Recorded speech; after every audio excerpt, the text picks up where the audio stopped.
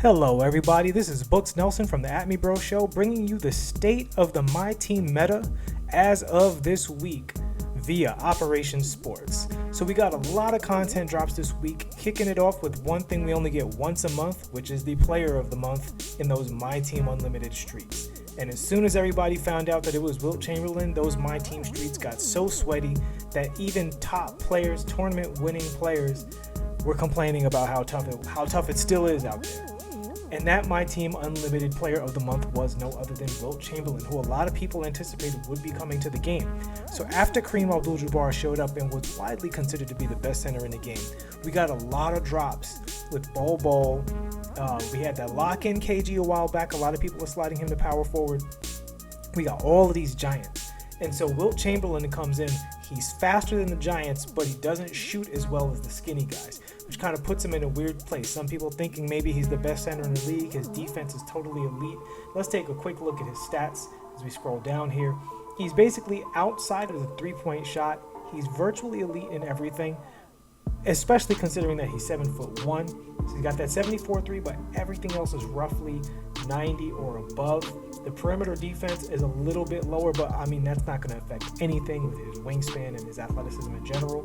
He's got that 83 ball handle, which is huge because that means the character can speed boost right off jump. Most people are running a coach or floor general. He probably doesn't even need a shoe to speed boost on most people's teams. But if you're not, you happen to have a lineup that doesn't have Hall of Fame floor general on it, go ahead, throw that. Actually, you only need gold for him to speed boost. Throw a shoe on him. He's speed boosting all over the place. The key with Wilt is he has a really funky free throw release, and he's not a natural shooter. A lot of people are a little iffy on the shot.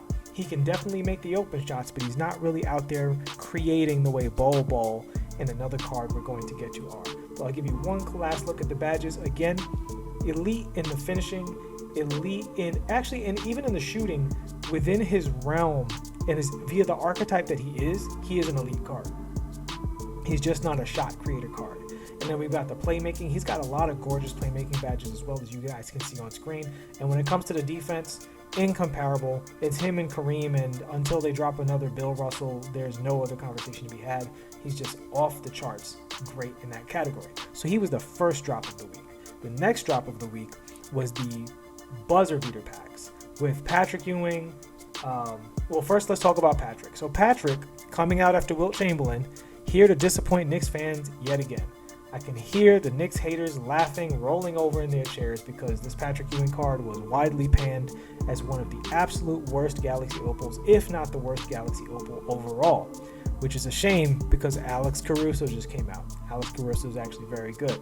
So Patrick Ewing, the stats look good across the board, and most people say he is actually a very good defensive card, but he's not. I don't think he can get anywhere near speed boosting unless you give him the coach that allows the ball handle boosting, the shoe, the floor general, and maybe a little takeover, and I think he can get there. He is an 87 speed, which at his size is good. It's not as elite as Wilt, and that's as fast as the Pink Diamond Kareem, not as fast as the Galaxy Opal Kareem. So he's coming in behind from there, and he actually has a really good three-point shot rating at 87, which is basically a 95 with just a few boosts. The problem is his shot form is absolutely broken, heinous. A lot of people can't hit any buckets with him, but we will look at his badges anyway. For those of you who are masochistic Knicks fans and just need to put a mediocre, overpriced card in your collection, here you go. Quite frankly, Patrick Ewing should probably be worth about $50K, but because he's a Galaxy Opal, right now he's going for roughly $150, which is $100K MT you are paying for your Knicks fan tax. Let's keep it going. Speaking of being a Knicks fan, what a bittersweet day. In that very same cruel buzzer beater pack, we got Jamal Crawford. This Jamal Crawford card is fantastic. Very comparable to like a Zach LaVine, or there are a bunch of cards in this general archetype. Fantastic dribbling animations, wonderful shot release, beautiful stats across the board. You see there he's got excellent steal ratings, his driving dunks at 85, which is just enough to get those contact dunks. Throw a dunking shoe on him and he's good to go. Then he can move closer to that elite status with the dunks. And floor general may help that as well. But you see he's coming in at a 96 speed, which is basically a 99 with the boosts. and just across the board, a fantastic point guard / shooting guard at 6'5". I do think you can run him at either of the two positions, depending on what your opponent is running. But overall, this Jamal Crawford came in and was a very affordable version of the Hall of Fame quick draw range extender point guard above 6'3". And that was really what was significant about this card. And he also did come in clutch with that gold intimidator, which is really what separates the men from the boys on defense. So that card came in super clutch. Gotta love him. Another one that came in clutch for newcomers who weren't around for the spotlights and don't want to pay out for all of those collections, or people who just didn't want to do the grind, couldn't afford the cards at the time, is this Brandon Roy. Brandon Roy for the longest time was widely considered the second best two guard behind Galaxy Opal Tracy McGrady and Pink Diamond Tracy McGrady, because he was basically a 6'6" version of 6'8" Tracy McGrady. A lot of people swear by the Galaxy Opal version of this card. I'm amongst that crowd. Absolutely love the card. I think he's still one of the absolute best two guards in the game, and I think he will be playable all year because he is such a great shooter and actually has above average strength ratings. Now, this card is just a hair less good than the Galaxy Opal. He's coming in with a 92 3-pointer as opposed to, I think the GO has a 98. He's a little bit slower. He's got a 90 speed with the ball, which is not elite, a 92 speed, which is also not elite. The Galaxy Opal's faster. But in virtually every other way, this card is pretty close. And he came in, I think he was running about 100K, maybe a little bit over that, which for this level of card is not too bad of a price. So while he didn't shake up the meta, he did provide some fodder to fill out people's rosters at the two guard position. Next up, we have Klay Thompson. This card is not very good. Let's just get right to it. He has a 78 speed with the ball. That is killer in the modern meta, and he has an 82 speed. Guys, this card really is almost an inferior version to the Ruby card in the collections, because while the Ruby card is very slow at a 71 speed, he does have Hall of Fame range extender compared to this card, which only has gold. And I think this card also is a worse defender than that card. If I might be mistaken, but I think the Ruby Klay Thompson also has better defensive badges. So yeah, this Klay Thompson is a complete waste of your time. Jevon Carter, a 6'2" point guard. We're going to keep it moving because nobody's running 6'2" point guards unless they pulled that Trae Young and just can't part with him. But I'm running ahead of the story. Harry Giles. Now, I had the pleasure, a friend of mine let me use this card on his account, and this card is very good. This card is a very good center in kind of the model, coincidentally, of another King center in Marvin Bagley III. Very similar cards. Now, Marvin Bagley is absolutely awesome, and for much of the same reasons, this card is awesome as well. Let's take a look at his attributes. He's got a 93-point shot and a very nice release. I mean, a very, very easy release. The one thing I'd say about this card is he's not the greatest defender in the world, neither is Marvin Bagley, but he has an 84 speed, which again, very similar to Marvin Bagley, and he is an excellent pick and pop center. Like if you run pick and pops, this guy has your back, and for a pretty affordable price as well. Not as affordable as the Bagley, but if you love the Bagley and you need a backup to play exactly the same way, you can probably go to this card. And different from the Bagley, he has Hall of Fame quick draw and Hall of Fame range extender. So that's what separates him. He costs more, but you're paying for two of the most elite shooting badges and the pairing of shooting badges that you could possibly ask for. And he also has Hall of Fame Dimer, which I personally absolutely love in a card. If I wasn't running the cards that I'm running, I would be talking myself into picking up this card right now because this is some beautiful stuff. Hall of Fame Intimidator, gold clamps. This card is an absolute gem and almost good enough to be gem of the week. But we're gonna put a pause on that gem of the week because we gotta keep it moving. Next up is Frank Ntilikina. This is actually not a bad card. The biggest problem I have with Frank Ntilikina is that he's in an archetype that is so available throughout the rest of the game for very, very cheap. So you got Michael Ray Richardson, similar, very cheap. My personal favorite of that group is Ron Harper, who's very cheap. And, well, he's not very cheap. He's 60 tokens on the Diamond reward. So he's in your collection forever if you were either late to the Diamond market or just had so many tokens that you could go back. But that Ron Harper's dribbling animations are outstanding. This Frank Ntilikina, for what he does, is not a bad card. But the bottom line is, in today's game, most people are not going to run a point guard without range extender. And that's pretty much leaves Frank dead in the water. So he did not affect the meta at all whatsoever. Then we have Justise Winslow, who's an interesting card because he comes in kind of a week too late. Isaac Bonga dropped as an amethyst and was super cheap. I think I picked the card up for 2,000 or 3,000 MT. You could get him around that for a while. I don't know what his current price is, but I know he's not going up too much. Isaac Bonga was basically identical to Pink Diamond LeBron James. And this Justise Winslow card is an inch shorter. He's a little better in a few key categories, but overall, he's just a really expensive Isaac Bonga. All right, so let's look at what he's bringing to the table. First with the attributes. So he has an 89 three-point range, the exact same three-point rating as both Pink Diamond LeBron and Isaac Bonga. He's got a 92 perimeter defense, 78 interior.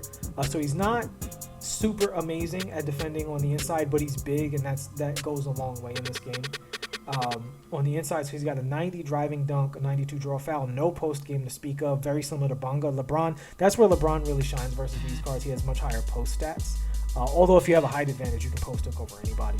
He has a 92 speed, not much of a rebounder. I think Bonga might be the best rebounder out of the three, which is amazing.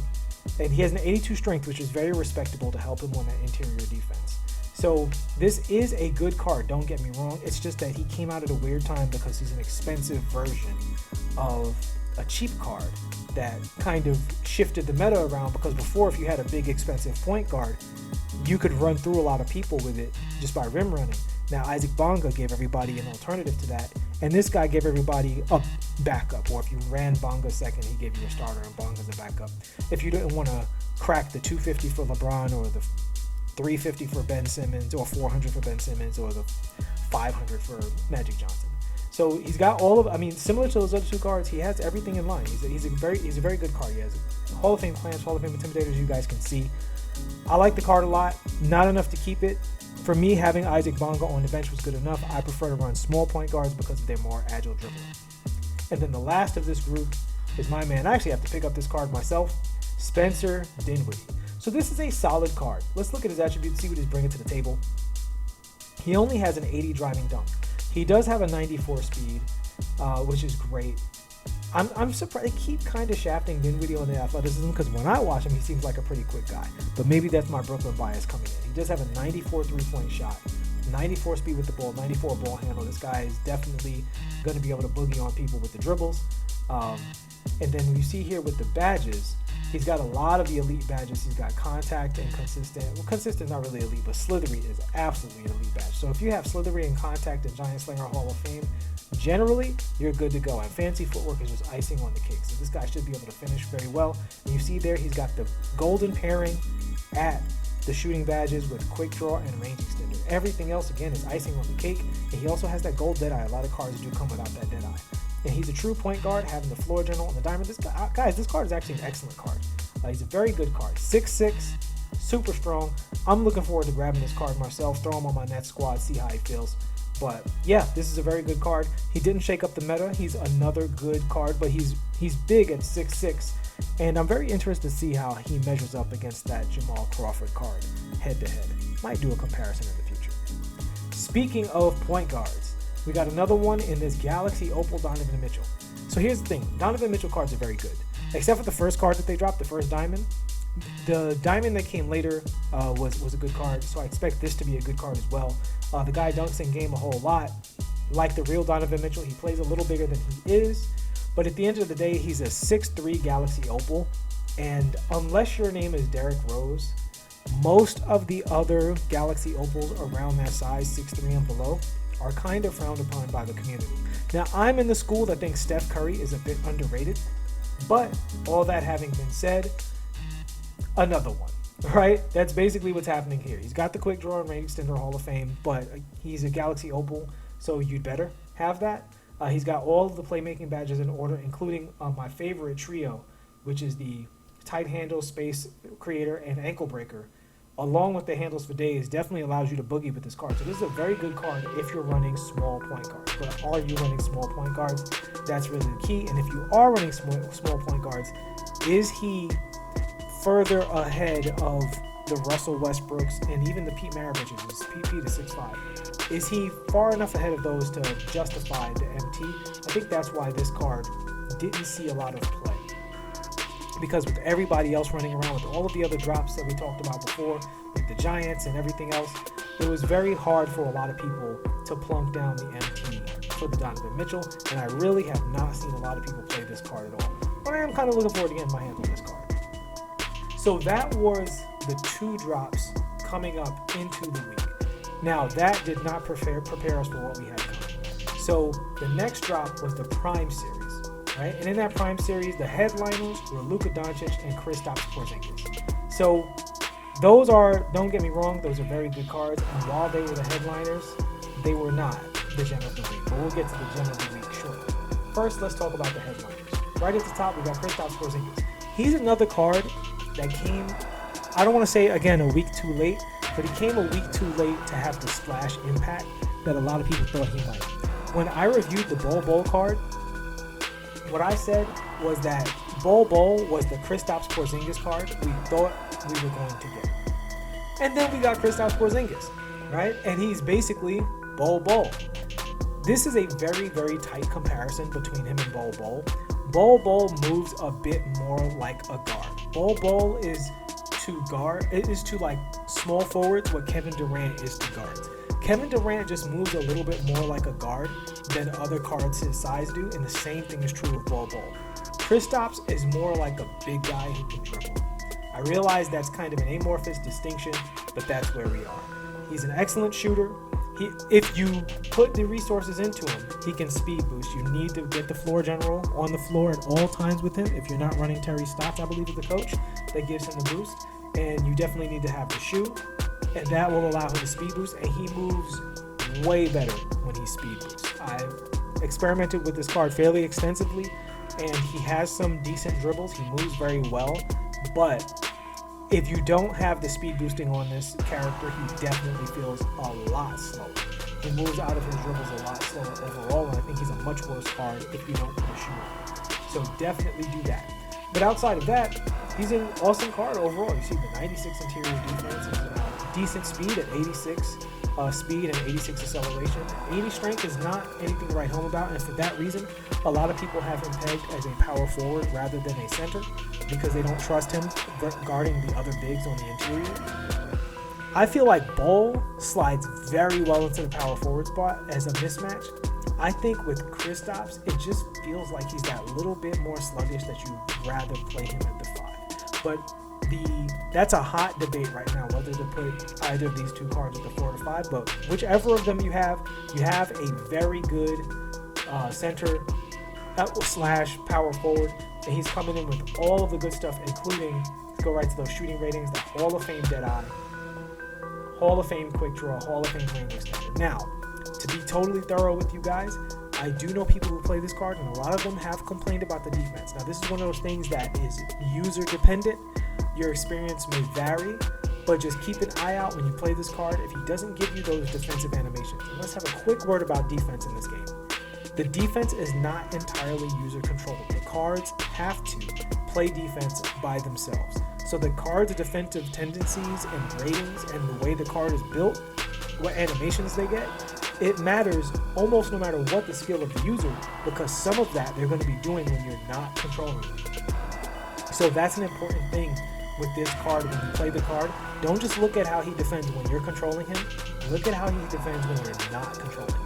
I can tell you guys, when I'm not controlling Bol, he's a monster. I haven't played games with the Kristaps. I just took him in a freestyle, looked at a lot of his dribbling and his shooting, played a little triple threat, and then I got off of him. But that's what happened with me. Now, he has all of the badges to be a good defender, but sometimes it's just built into the card where they just don't give you those animations. That's why I was such a big fan of that Pink Diamond Anthony Davis for such a long time, because he just gave me the animations even when I didn't ask him to, similar to the old Diamond Pascal Siakam. But let's keep it moving. So next up, we have Luka Doncic. So Luka Doncic is coming in as a 6'7" point guard, and he has you see the hot zones are everywhere, and he has the juiced up speed ratings to keep up with the rest of the guards, and he has an 84 strength to help him defend against the bigger guards, in addition to his own 6'7" height. You would think with this that the streets would just be on fire with Luka Doncic praise, but as it is, I think his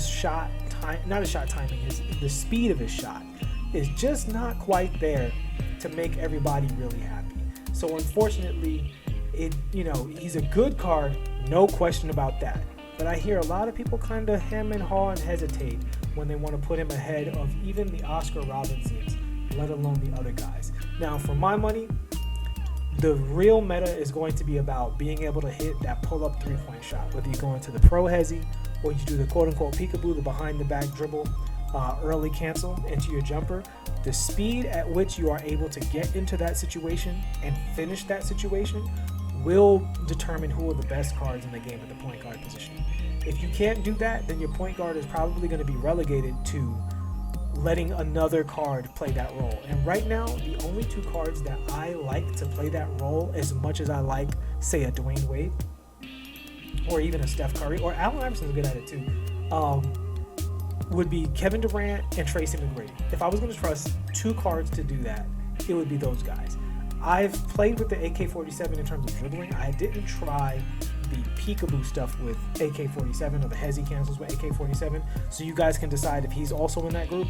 But those are the cards that I would consider in that area to come off of screens, be dribbling up court, throw the ball behind the back or between their legs, and like pull up lightning quick.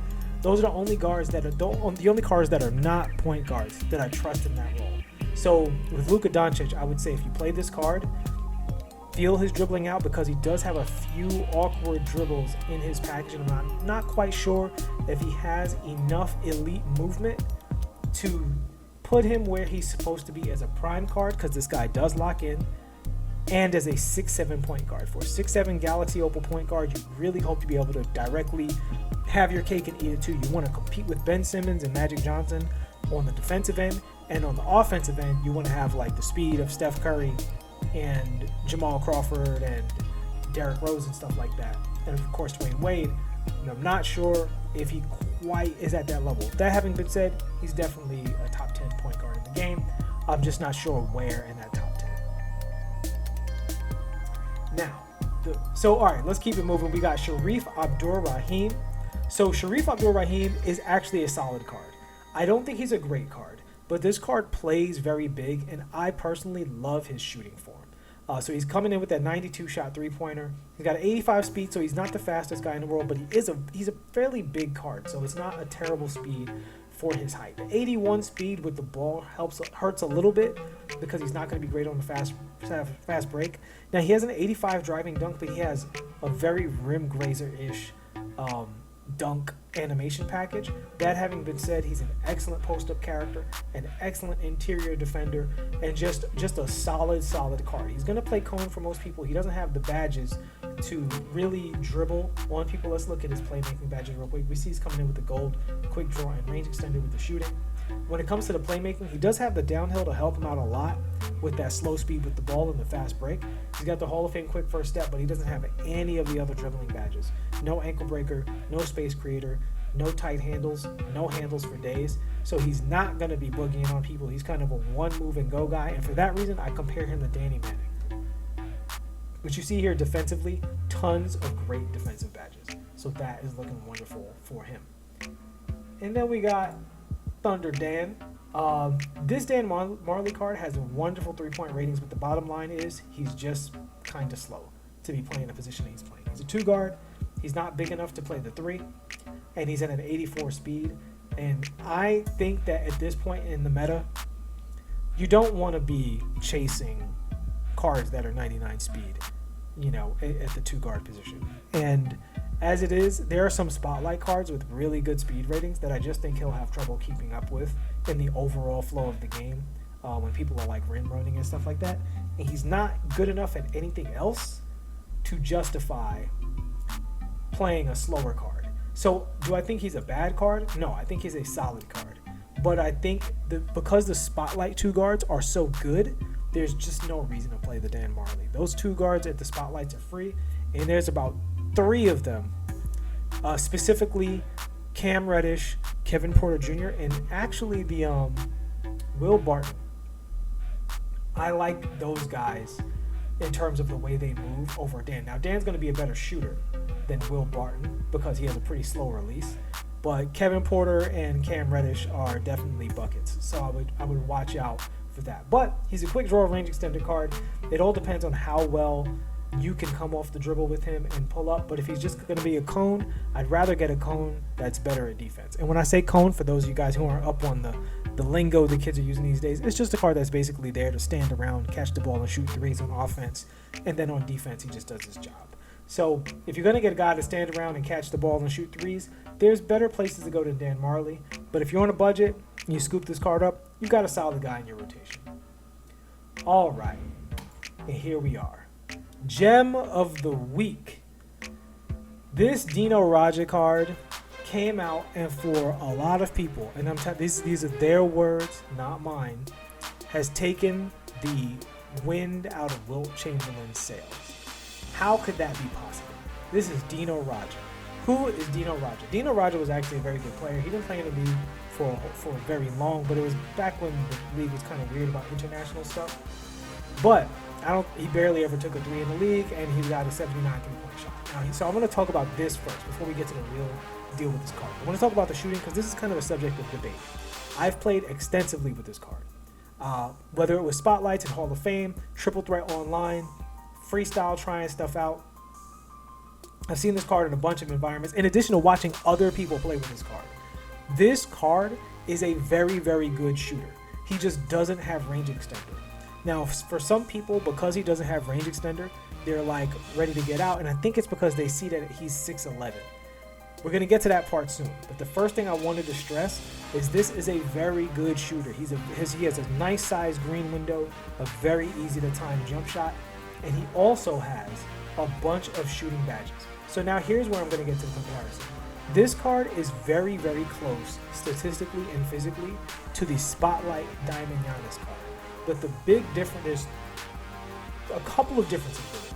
The number one difference I would say is that the card has excellent shooting ratings. That's number one, right? Not shooting ratings, I'm sorry, shooting badges. He has excellent shooting badges.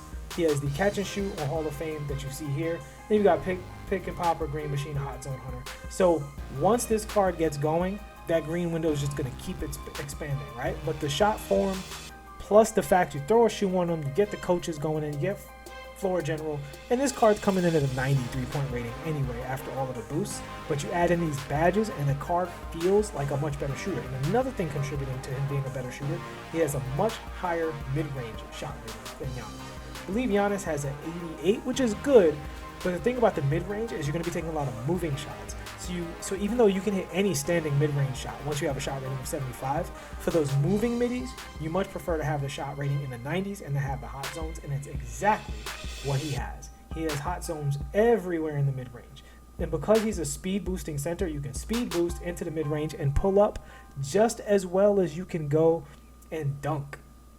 All right, so this card is truly amazing. So going in with the rest of the comparisons, we see here on the defensive badges, he's got Hall of Fame Intimidator and gold clamps, and all the other things that he would need to be a really good defensive card: gold brick wall, rebound chaser, chase down artist, all that stuff. He can truly play center, and he has these gargantuan long arms. This card is an absolute freak. I think he's one of the best centers in the game, and for that reason, he is my gem of the week. When this card dropped, he was only 30K. The community is coming around. Last I checked, he was about 40, so he went up about 10K MT. He might keep going. Now, he's coming out of packs right now, but once this card is out of packs, I would say get this card now while he's relatively cheap. Quite honestly, I would pay up to 100K for this card and not regret it at all. I think he's probably better than every center under 100K that I can think of off the top of my head. So, yeah, I mean, this card is just fantastic all around. A fantastic dribbler, fantastic dunker. He has crazy dunk animations, crazy lob animations, just a wonderful jump shot across the board, and it's super fast. Let's look at that speed rating if we didn't get a close enough look at it. He's a 92 speed, guys, 88 strength. This card is flying.